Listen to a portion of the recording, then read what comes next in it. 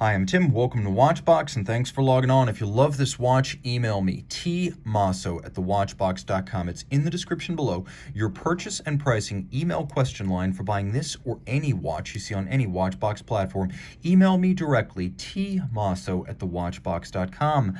New for 2009, though this example was retailed in 2016, we're discussing the Omega Seamaster Aqua Terra, 150 meters water-resistant, 38.5 millimeters in diameter, in stainless steel and yellow gold. This is a lush and lovely surf and turf Seamaster, equally at home in the water or the ballroom of the yacht club. So the watch is the mid-size at 38.5 millimeters in diameter, 12.9 millimeters thick, and 45.4 millimeters from lug tip to lug tip, with a 19 millimeter spacing between the lugs.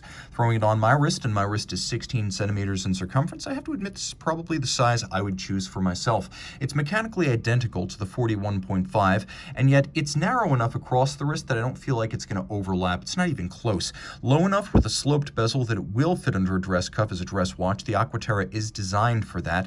I could recommend this for a wrist as small as 13.5 centimeters in circumference.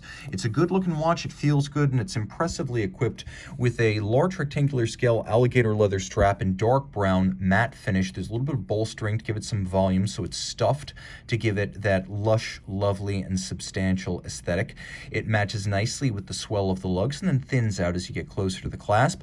It's gator skin on the top, calf skin on the bottom. You can see this is a brand new Omega factory strap, no crimping, no gouging, and it comes with a full deployant clasp, all of high polish. We've seen this clasp on Omega watches since the early 2000s, and it's long-lived because it's a good piece. You tuck the strap in through the buckle, the strap goes through the buckle, tucks in underneath, so all the extra length is hidden underneath. You don't need minder loops to take care of the excess length. It's a very clean look. It also has a twin trigger release, so you know it'll never pop open accidentally. You must press the triggers first.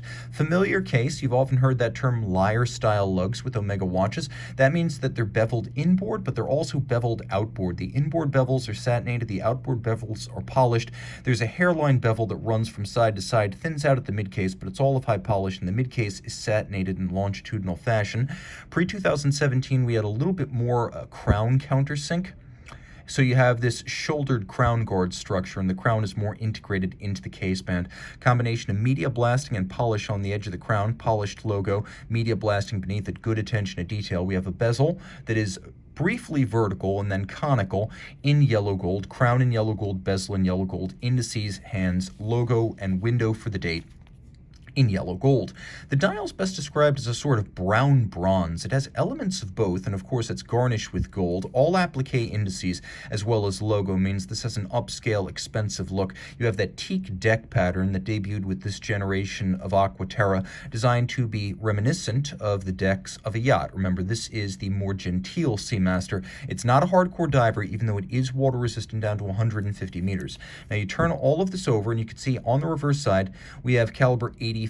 This is exactly what you would get in the 41.5 millimeter full-size version. Two mainspring barrels, automatic winding, 60-hour power reserve, 39 joules. There are two subsidiary setting modes. I'll show you the first, which is a time zone function. You can move that hour hand locally, jump the date forward or backwards, traveling east or west. Doesn't affect the minute hand, doesn't affect the seconds hand. Now I pull the crown out all the way. Now I've activated hacking or stop seconds, and I can set the watch to a reference time.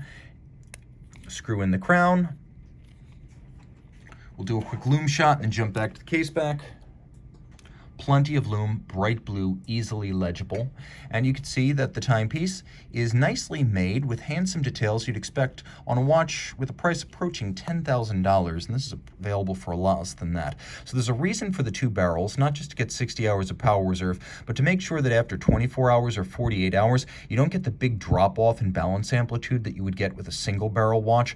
So Rolex watches with their single barrels, they tend to drop off and lose a lot of amplitude over 24 and 48 hours. You don't really have that here because the twin barrels give a more even torque release from start to finish. Now we have a full balance bridge and a free sprung index for shock tolerance. We have a beat rate of 25,200 vibrations per hour, which is specific to anti-magnetic silicon hairsprings in the swatch group, and that's exactly what we have right here. We have the tri-level Daniels coaxial escapement. So this is the latest version of the system. Daniels invented in '74, Omega industrialized in 1999, and today it really lives up to all of the initial billing. Long intervals between services, increased power reserve, excellent chronometry and long-term timing stability, and the watch is a COSC certified Swiss chronometer adjusted in 5 positions. All of this nicely decorated, mechanically decorated, but handsomely, with an arabesque Cote de Genève across the bridges and rotor, blackened as well as black polished screws. It has both, and then engine turning on the bridge for the escapement as well as on the base plate. It is a good looking movement. Handsome, shock resistant, water resistant, anti-magnetic, and universally wearable. This is an appealing watch. Reach out to Team Mosso at thewatchbox.com for purchase and pricing details.